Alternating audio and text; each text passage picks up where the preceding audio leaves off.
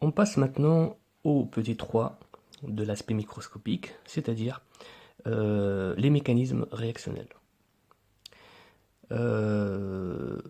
Nous avons vu dans le petit 1 la signification d'une liaison polaire. Dans le petit 2, la signification de site donneur et de site accepteur. Et bien justement, ce sont les outils nécessaires pour qu'on puisse comprendre les mécanismes réactionnels.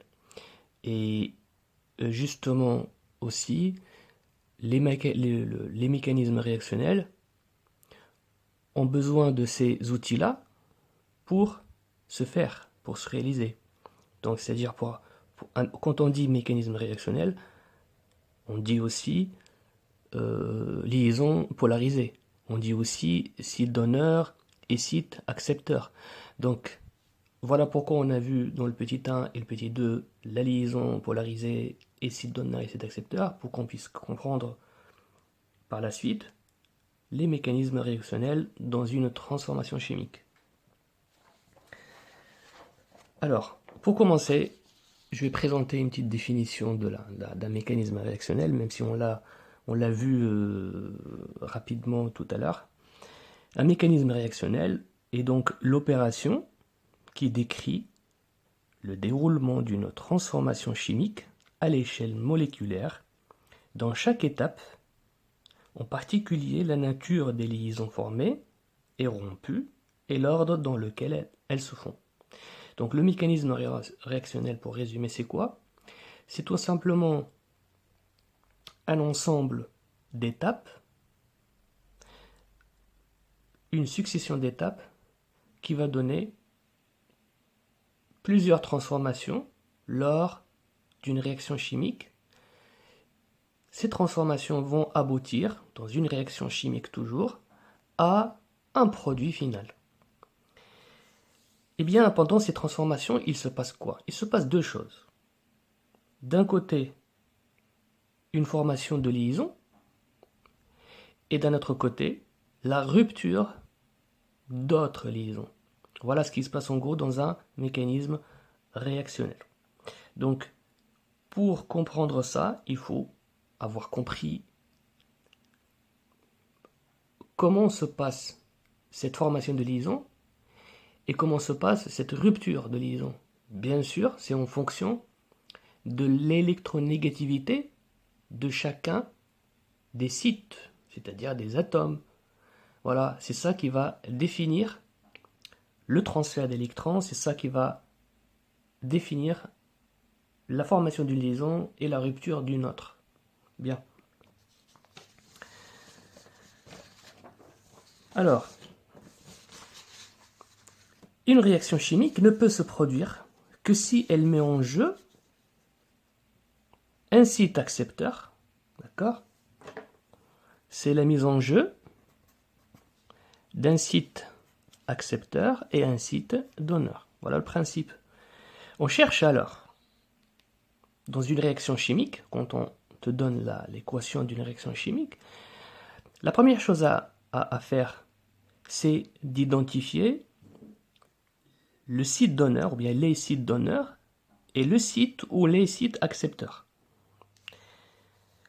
Ce système de transfert d'électrons s'appelle mécanisme réactionnel, effectivement, dans une réaction chimique, bien sûr.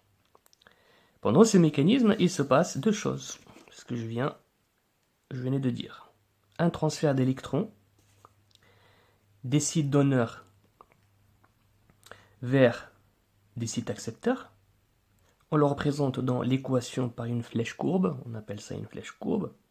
Tu peux choisir une couleur. La deuxième chose qui se passe, c'est une rupture de liaison provoquée par ce transfert. On le représente aussi par une flèche courbe d'une autre couleur. Bien. Passons maintenant à un exemple. Un exemple concret, parce que bon, ça reste quand même un peu vague au niveau des définitions. On ne peut pas comprendre le mécanisme sans le faire, sans l'appliquer sur une réaction chimique pour comprendre comment ça fonctionne. Bien. Alors, voilà un exemple de réaction chimique. Donc, j'ai un réactif que je vais réagir avec un deuxième réactif pour nous donner à la fin deux produits qui sont là. Eh bien, voilà comment se passe cette réaction chimique. Elle va suivre trois étapes. Donc, trois transformations. Enfin, plusieurs transformations, mais dans chaque étape, il y a des transformations qui vont se faire. Donc, première étape, deuxième étape et troisième étape. Dans la première étape, il va y avoir des changements, mais on ne va pas obtenir notre produit final. C'est-à-dire, ça, c'est l'équation finale, définitive, hein, de la réaction. Donc, on va obtenir ces deux produits-là à la fin. Hein. Ça, c'est ce que j'ai mis ici, c'est la réaction vers sa fin, c'est-à-dire hein, la fin de la réaction, hein, l'aboutissement du produit, ou bien des produits qu'on va obtenir.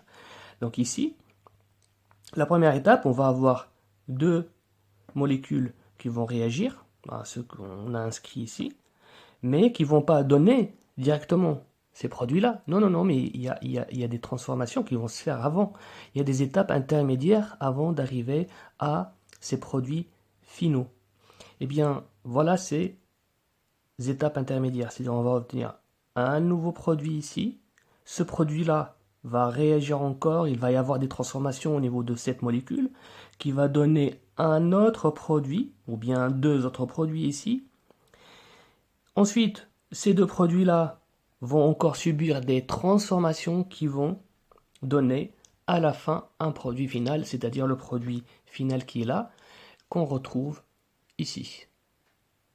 Donc, tu vois, une réaction chimique, toi, tu as l'habitude de le voir, de voir une réaction, l'équation d'une réaction, mais cette équation-là, c'est juste une équation de bilan. C'est pour ça qu'on l'appelle équation bilan. On l'appelle équation de bilan parce que ça te donne tout simplement le bilan, c'est-à-dire les réactifs initiaux, et dans l'équation, on te donne les produits finaux, ou bien le produit final. Mais il ne figure pas dans cette réaction les étapes intermédiaires, les transformations intermédiaires. Eh bien, ici, on va voir justement dans cet aspect microscopique, c'est-à-dire à l'échelle moléculaire, plus exactement à l'échelle des électrons, comment est-ce que on effectue ces transformations chimiques. Voilà, c'est ça qu'on va faire plus exactement.